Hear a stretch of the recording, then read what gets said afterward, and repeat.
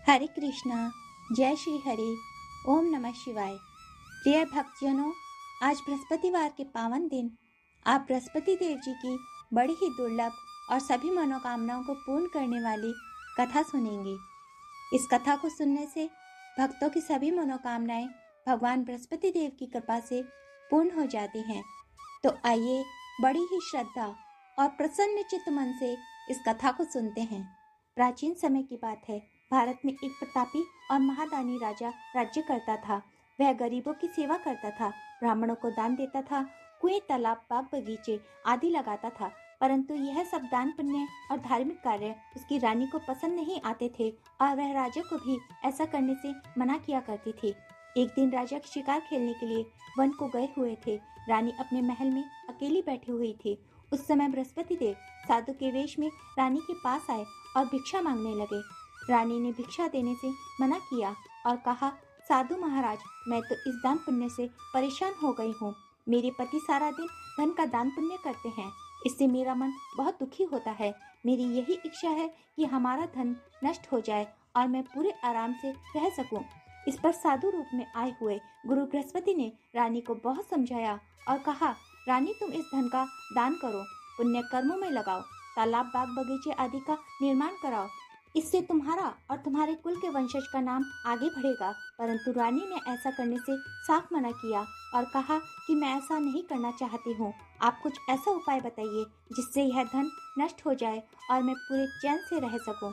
ऐसा सुनने के बाद साधु ने उत्तर दिया, यदि तुम्हारी ऐसी इच्छा हो तो मैं तुम्हें जैसा बताता हूँ वैसा ही करना। ऐसा करने से तुम्हारा घर धन धान्य से हीन हो जाएगा। साधु ने बताया कि गुरुवार को अपने घर को गोबर से लीपना, अपना सिर धोना, कपड़े धोना, पति से कहना कि बाल बनवाए, भोजन में मांस मदिरा का सेवन करना। इससे तुम्हारा यह सब धन नष्ट हो जाएगा और तुम चैन की सांस ले सकोगी। साधु के कहे अनुसार रानी ने वैसा ही किया। इसे करते हुए मात्र 3 गुरुवार ही बीते थे कि रानी का सब धन नष्ट हो गया और वह भोजन के लिए भी तरसने लगी। तब एक दिन राजा ने अपनी रानी से बोला कि हे रानी, तुम यहाँ रहो, मैं दूसरे देश को जाता हूँ, क्योंकि देश चोरी परदेश भिक्षा बराबर है। ऐसा कहकर राजा परदेश को चला गया। वह जंगल से लकड़ियाँ काट कर लाता और शहर में बेचता। इस तरह अपना जीवन व्यतीत करने लगा। इधर राजा के परदेश जाते ही रानी और उसकी दासी बहुत दुखी रहने लगे। एक बार जब रानी और दासी को 7 दिन तक बिना भोजन के रहना पड़ा, तो रानी ने दासी से कहा कि यहाँ पास में ही मेरी बड़ी बहन रहती है। वह बहुत धनवान है और संपन्न है, तो उसके पास जा और कुछ भोजन के लिए मांगना, जिससे कुछ दिन हमारे गुजर बसर हो जाएंगे। इतना सुनकर दासी रानी के बहन के घर चली गई। उस दिन गुरुवार का दिन था। रानी की बहन उस समय गुरुवार का व्रत धारण कर गुरुवार की कथा सुन रही थी। दासी ने रानी की बहन को अपनी रानी का संदेश दिया, लेकिन रानी की बड़ी बहन ने कोई उत्तर नहीं दिया, क्योंकि वह उस समय गुरुवार व्रत की कथा सुन रही थी। पूजा और कथा संपन्न करके ही बोला जाता है, इस नियम का पालन कर रही थी। इससे रानी द्वारा भेजी गई दासी बहुत दुखी हुई और घर आकर रानी से कहा कि मैंने आपकी बहन को अपना सारा हाल सुनाया है, परंतु उसने कोई उत्तर नहीं दिया। इससे रानी बहुत दुखी हुई और उसने अपनी दासी से कहा, हे दासी, जब बुरे दिन आते हैं तो कोई नहीं सुनता है। ऐसा बोलकर रानी अपने भाग्य को कोसने लगी। इधर जब रानी की बहन कथा और पूजा समाप्त कर उठी तो वह बहुत दुखी हुई कि मेरी बहन की दासी आई थी, परंतु उससे मैंने कुछ नहीं बोला, कुछ नहीं कहा। इससे वह बहुत दुखी हुई होगी। कथा सुनकर पूजन समाप्त कर रानी अपनी बहन के घर आई और कहने लगी, हे बहन, मैं बृहस्पतिवार का व्रत कर रही थी। तुम्हारी दासी मेरे घर गई थी, परंतु जब तक कथा समाप्त नहीं होती तब तक कुछ बोला नहीं जाता और उठा भी नहीं जाता। इसलिए मैं कथा समाप्त होने का इंतजार कर रही थी और जैसे ही कथा समाप्त हुई मैं तुरंत ही तुम्हारे घर के लिए निकल गई। बताओ मेरी प्यारी बहन, तुम्हें क्या परेशानी है? इस पर रानी की बहन फूट फूट कर रोने लगी और कहने लगी, हे बहन, इस समय हमारी स्थिति बहुत खराब हो गई है। खाने के लिए हम मोहताज हो गए हैं। घर में अनाज नहीं था, इसलिए मैंने दासी को तुम्हारे पास भेजा था कि तुम कुछ खाने को अनाज दे दो, जिससे हमारे कुछ दिन खाने की व्यवस्था हो जाए। ऐसा सुनकर रानी की बहन ने पूरे विश्वास के साथ कहा, हे बहन, तुम अपने घर में जाकर देखो, तुम्हारे घर में भी अनाज मिलेगा। ऐसा सुनकर रानी की दासी ने घर में जाकर देखा तो अनाज से भरा हुआ एक घड़ा मिला। इस पर रानी और दासी बहुत खुश हुई। यह चमत्कार देखकर दासी रानी से कहने लगी कि रानी, हमको भोजन नहीं मिलता तो हम तो रोज ही व्रत करते हैं, इसलिए क्यों नहीं यह व्रत की विधि और कथा पूछ ली जाए ताकि हम इस व्रत को कर सकें। तब रानी की बहन ने अपनी बहन से गुरुवार व्रत के बारे में सारी जानकारी ली। रानी की बहन ने बताया, बृहस्पतिवार के व्रत में चने की दाल मुनक्का से विष्णु भगवान का केले की जड़ में पूजन करें, दीपक जलाएं, कथा सुने, पीला पूजन करें, पीले वस्त्र पहने, इससे गुरु बृहस्पति प्रसन्न होते हैं और पुत्र की प्राप्ति होती है।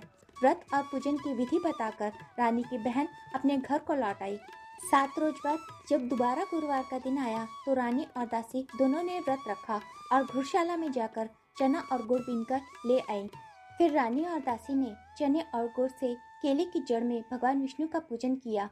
अब समस्या यह थी कि पीला भोजन कहाँ से आए। इस बात को सोचकर रानी और दासी दोनों बहुत दुखी हुई, पर उनके व्रत रखने के कारण गुरु बृहस्पति उनके ऊपर बहुत प्रसन्न थे, इसलिए वह एक साधारण व्यक्ति का रूप धारण करके 2 थालों में व्रत का साधारण भोजन लेकर उनके सामने उपस्थित हुए। दासी को भोजन देकर बोले कि यह तुम्हारे और तुम्हारी रानी के लिए भोजन है, यह भोजन तुम आराम के साथ करना। रानी ने फिर अगले हफ्ते गुरुवार का व्रत धारण किया। इससे उनकी खोई हुई राज्य संपत्ति फिर से वापस लौट आई। रानी ने इस व्रत को लगातार करना प्रारंभ किया और आलस्य को पूर्ण रूप से त्याग दिया। कुछ समय बीता, रानी और दासी फिर पहले की तरह से ही रहने लगे। तब दासी बोली, देखो रानी, तुम पहले भी इस तरह आलस्य कर देती थी, तुम्हें धन रखने में कष्ट होता था, इस कारण सभी धन नष्ट हो गया। अब जब भगवान की कृपा से धन मिला है तो तुम्हें फिर से आलस्य क्यों होता है? आलस्य त्यागो और गुरु बृहस्पति देव जी की शरण में बने रहो। रानी को समझाते हुए दासी ने कहा कि बहुत मुसीबत और समस्याओं के बाद हमने यह धन प्राप्त किया है, इसलिए हमें दान पुण्य करना चाहिए, भूखों को भोजन कराना चाहिए, हमको इस धन को शुभ कार्यों में खर्च करना चाहिए, जिससे तुम्हारे कुल का यश बढ़ेगा, स्वर्ग की प्राप्ति होगी, पितर प्रसन्न होंगे और तुम्हारा नाम बढ़ेगा। दासी की बात सुनकर रानी अपना सारा धन शुभ कार्यों में खर्च करने लगी और पूरे नगर में इस बात की यश कीर्ति और चर्चा फैलने लगी। एक दिन राजा दुखी होकर जंगल में पेड़ के नीचे आसन जमाकर बैठा हुआ था। अपनी दशा को याद करके बहुत दुखी होने लगा। गुरुवार का दिन था। एकाएक उसने देखा कि उसी समय उस निर्जन वन में एक साधु प्रकट हुआ। साधु के वेश में वह गुरु बृहस्पति थे। लकड़हारे के सामने आकर बोले, लकड़हारे, सुनसान जंगल में तुम किस व्यर्थ चिंता में बैठे हुए हो? लकड़हारे ने हाथ जोड़कर गुरुदेव को प्रणाम किया और अपनी सारी पुरानी बातों को वह गुरु बृहस्पति के सामने कहने लगा। महात्मा जी ने कहा, हे राजा, तुम्हारी रानी ने गुरु बृहस्पति देव का अनादर किया था, जिस कारण तुम्हें यह कष्ट भोगना पड़ा। अब तुम चिंता न करो और मेरे कहे हुए मार्ग पर चलो, तुम्हारे सब कष्ट दूर हो जाएंगे और पहले से भी अधिक धन संपत्ति भगवान की कृपा से तुम्हें प्राप्त होगी। तुम बृहस्पतिवार के दिन कथा किया करो। 2 पैसे के चने मुनक्का लाकर उसका प्रसाद बनाओ। शुद्ध जल के लोटे में शक्कर और हल्दी मिलाकर केले के पेड़ का पूजन करो और तत्पश्चात इस कथा को स्वर्ण किया करो। साधु के ऐसे वचन सुनकर लकड़हारा बोला, हे प्रभु, मुझे लकड़ी बेचकर इतना पैसा नहीं मिलता जिससे भोजन के उपरांत मैं कुछ बचा सकूं। मैंने रात्रि के स्वप्न में अपनी रानी को व्याकुल देखा है। मेरे पास कुछ भी नहीं जिससे मैं उसकी खोज खबर ले सकूं। इस पर गुरु बृहस्पति ने कहा, तुम किसी बात की चिंता मत करो। तुम रोजाना की तरह लकड़ियां लेकर जाओ। तुमको रोज से दुगना धन मिलेगा, जिससे तुम भली भांति पूजन और व्रत कर सकोगे। इतना कहकर साधु वहां से अंतर्ध्यान हो गए। धीरे धीरे समय बीतने लगा और फिर वही बृहस्पतिवार का दिन आया। लकड़हारा जंगल से लकड़ी काटकर शहर में बेचने गया। उस दिन उसे रोज से दुगना धन प्राप्त हुआ और उस धन से वह गुरु बृहस्पति देव जी की पूजा की संपूर्ण सामग्री खरीद कर लाया और पूर्ण श्रद्धा और भक्ति भाव के साथ उसने व्रत और पूजा संपन्न की। परंतु दूसरे सप्ताह राजा व्रत करना भूल गया। इस कारण बृहस्पति देव नाराज हो गए। उस दिन उस नगर के राजा ने विशाल यज्ञ का आयोजन किया था और पूरे शहर में यह घोषणा करा दी थी कि कोई भी मनुष्य अपने घर का चूल्हा न जलाए। सभी राजा के यहाँ निमंत्रण में भोजन करने को पहुँचे। राजा की आज्ञा मानकर नगर के सभी लोग राजा के यहाँ निमंत्रण में शामिल हुए। लकड़हारा कुछ देर में पहुँचा। देर से पहुँचने के कारण राजा उसे स्वयं अपने महल के भीतर ले गए और ले जाकर भोजन करा रहे थे। तब रानी की दृष्टि उस खूंटी पर पड़ी जिस पर उसका नौलखा हार लटका हुआ था। वह वहां दिखाई नहीं दिया। इसलिए रानी व्याकुल होकर राजा से इस बारे में बात करने लगी और राजा और रानी ने लकड़हारे को उस हार का चोर साबित कर दिया और उसे कारागृह में डलवा दिया। लकड़हारा जब कारागृह में पड़ गया तो बहुत दुखी होकर विचार करने लगा कि न जाने कौन से जन्म के कर्म से मेरे लिए दुख प्राप्त हुआ है, और उस साधु को याद करने लगा जो उसे जंगल में मिला था। गुरु बृहस्पति अपने भक्तों की करुण पुकार पर तुरंत वहां प्रकट हुए और उसकी दशा को देखकर कहने लगे, हे मूर्ख, तूने बृहस्पति देव की कथा पूजा नहीं की, इस कारण तुम्हें दुख प्राप्त हुआ है। अगले गुरुवार को कारागार के दरवाजे पर पड़े हुए 4 पैसे मिलेंगे, उनसे तुम पूजा करना, तुम्हारा यह दुख दूर हो जाएगा। बृहस्पतिवार के दिन राजा को कारागार के दरवाजे पर पड़े हुए 4 पैसे मिले। उनसे राजा ने पूजा की सामग्री मंगाई तथा पूजा की। उसी रात्रि उस नगर के राजा को यह सपना आया कि यह व्यक्ति निर्दोष है। रानी का हाथ उसी खूंटी पर लटका हुआ है, उसे छोड़ दो, नहीं तो मैं तुम्हारे राज्य को नष्ट कर दूंगा। इस तरह रात्रि के स्वप्न को देखकर राजा प्रातःकाल उठा और खूंटी पर लटका हुआ रानी का 9 लाख का हार देखा। इससे वह लकड़हारे को, जिसको कि जेल खाने में बंद कर दिया था, उसको बुलाया, योग्य सुंदर वस्त्र आभूषण देकर उसे नगर से विदा किया तथा उससे क्षमा प्रार्थना की। राजा जब अपने नगर के निकट पहुंचा तो उसे बहुत ही आश्चर्य हुआ। नगर में पहले से अधिक बाग, तालाब और बहुत सी मंदिर, धर्मशालाएं इत्यादि बन गए हैं। राजा ने पूछा, यह सब किसका है? तो नगर के सभी लोग कहने लगे, यह सब रानी और बांदी के हैं। तो इस पर राजा को बहुत आश्चर्य हुआ और बहुत क्रोध भी आया। उधर जब रानी ने यह समाचार सुना कि राजा आ रहे हैं तो उन्होंने बांदी से यह कह दिया कि हे बांदी, राजा हमारी ऐसी हालत देखकर कहीं वापस न लौट जाएं, इसलिए तू दरवाजे पर खड़ी हो जा। आज्ञा अनुसार दासी दरवाजे पर खड़ी हो गई। राजा आए तो उनके अपने साथ महल में लिवा लाई। तब राजा ने क्रोधित होकर अपनी रानी से पूछा, यह सब धन तुम्हें कैसे प्राप्त हुआ है? तो उन्होंने कहा, यह सब धन हमें गुरु बृहस्पति देव जी के व्रत के प्रभाव के कारण मिला है। यह सब सुनकर राजा ने निश्चय किया कि 7 दिन के बाद फिर गुरुवार आएगा तो उस दिन मैं पूजन करूंगा और विधि विधान के साथ व्रत धारण करूंगा और दिन में प्रतिदिन मैं 3 बार कहानी सुना करूंगा। अब हर रोज राजा के दुपट्टे में चने की दाल बंधी रहती तथा वह दिन में 3 बार कहानी कहा करता। एक रोज राजा ने यह विचार किया कि चलो अपनी बहन के यहाँ हो आते हैं।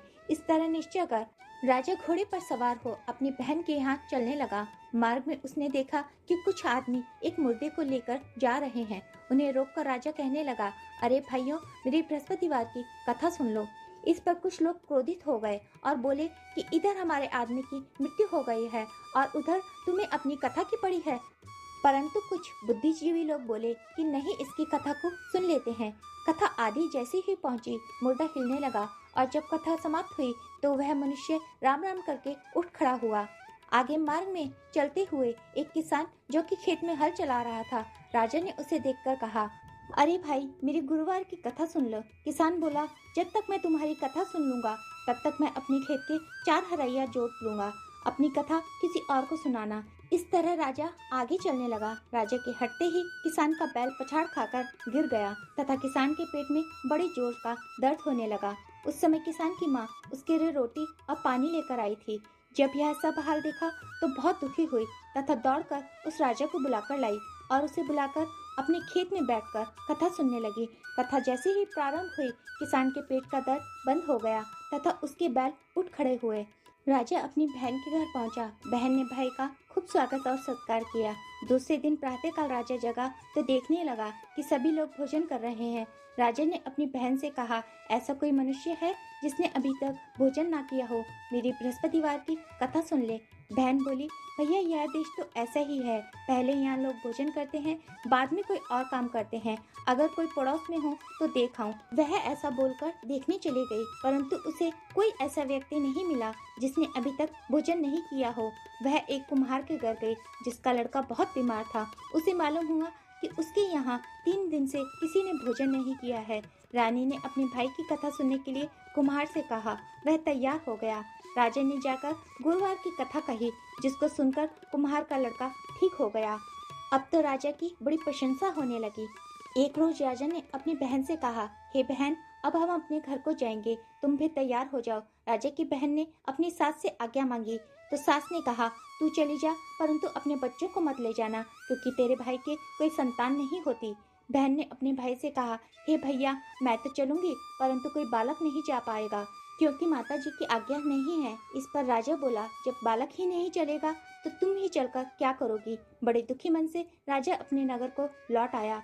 घर लौटकर राजा ने अपनी रानी से कहा, हे रानी, हम निसंतान हैं, इसलिए कोई हमारा मुंह देखना नहीं चाहता।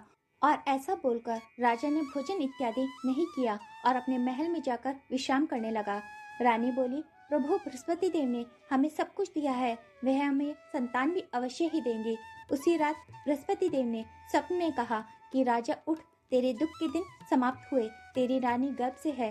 राजा गुरु बृहस्पति देव की यह बात सुनकर बहुत ज्यादा प्रसन्न हुआ। राजा की खुशी का ठिकाना ना रहा। 9वें महीने में रानी के गर्भ से एक सुंदर पुत्र पैदा हुआ। तब राजा बोला, हे रानी, स्त्री बिना भोजन किए रह सकती है, परंतु बिना कुछ कहे नहीं रह सकती। जब मेरी बहन आए तब तुम उसको कुछ मत कहना। रानी ने सुनकर हाँ कर दिया। जब राजा की बहन ने यह शुभ समाचार सुना तो बहुत खुश हुई तथा बधाई लेकर अपने भाई के यहाँ आई। रानी ने कहा, घोड़ा चढ़कर तो नहीं आई, तू तो गधा चढ़ी आई।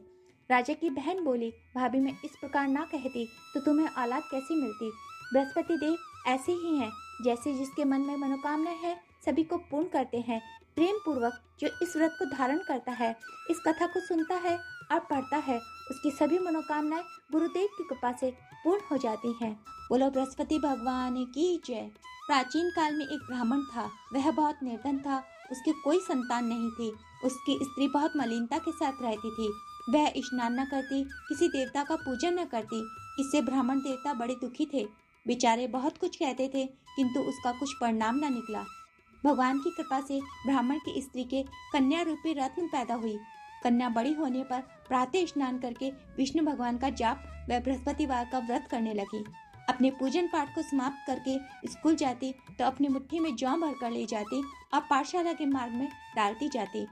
तब ये जौ स्वर्ण के हो जाते। लौटते समय उनको बीनकर घर ले आती थी। एक दिन वह बालिका सूप में उन सोने के जौ को फटक कर साफ कर रही थी कि उसके पिता ने देख लिया और कहा, हे बेटी, सोने के जौ को फटकने के लिए सोने का सूप भी होना चाहिए।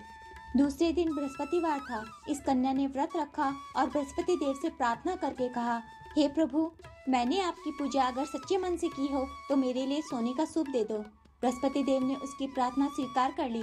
रोजाना की तरह वह कन्या जौ फैलाती हुई जाने लगी। जब लौटकर जौ बीन रही थी तो बृहस्पति देव की कृपा से उसे सोने का सूप मिला। उसे वह घर ले आई और उससे जौ साफ करने लगी, परंतु उसकी माँ का वही ढंग रहा। एक दिन की बात है, वह कन्या सोने के सूप में सोने के जौ को फटक कर साफ कर रही थी। उस समय उस शहर का राजपुत्र वहां से होकर निकला। इस कन्या के रूप और कार्य को देखकर राजकुमार मोहित हो गया तथा अपने घर आकर भोजन तथा जल त्याग कर उदास हो लेट गया। राजा को जब इस बात का पता चला तो अपने प्रधानमंत्रियों के साथ वह उसके पास गए और बोले, हे बेटा, तुम्हें किसी बात का कष्ट है, किसी ने अपमान किया है अथवा और कोई कारण हो सो कहो, मैं वही कार्य करूंगा जिससे तुम्हें प्रसन्नता हो। अपने पिता की राजकुमार ने बातें सुनी तो वह बोला, मुझे आपकी कृपा से किसी बात का दुख नहीं है, किसी ने मेरा अपमान भी नहीं किया, परंतु मैं उस लड़की के साथ विवाह करना चाहता हूँ जो सोने के सूप में जौ साफ कर रही थी। यह सुनकर राजा आश्चर्य में पड़ा और बोला, हे बेटा, इस तरह की कन्या का पता तुम ही लगाओ, मैं उसके साथ तुम्हारा विवाह अवश्य ही करवा दूंगा।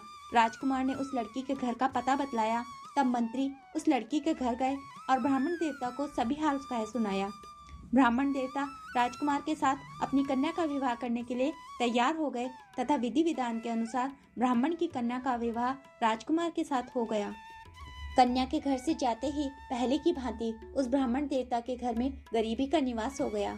अब भोजन के लिए भी अन्न बड़ी मुश्किल से मिलता था। एक दिन दुखी होकर ब्राह्मण देवता अपनी पुत्री के पास गए। बेटी ने पिता की दुखी अवस्था को देखा और अपनी माँ का हाल पूछा। तब ब्राह्मण देवता ने सभी हाल कहा। कन्या ने बहुत सा धन देकर अपने पिता को विदा कर दिया। इस तरह ब्राह्मण का कुछ समय सुखपूर्वक व्यतीत हुआ। कुछ दिन बाद फिर वही हाल हो गया। ब्राह्मण फिर अपनी कन्या के यहाँ गया और सारा हाल कहा तो लड़की बोली, हे पिताजी, आप माताजी को यहाँ लिवा लाओ, मैं उन्हें विधि बता दूंगी जिससे गरीबी दूर हो जाए।